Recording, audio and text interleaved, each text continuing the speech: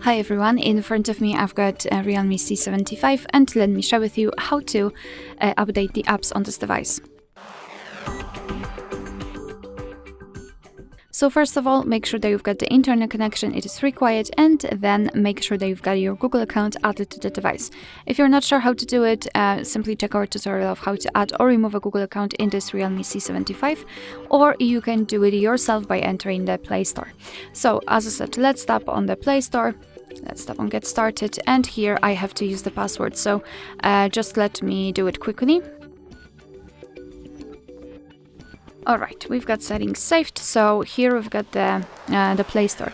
All we have to do is to tap on the circle in the right upper corner and tap on My Apps and Games. Here tap on Manage and tap on Updates Available. And as you can see, this is the list of all apps which can be updated, and if you want to, you can mark all of them.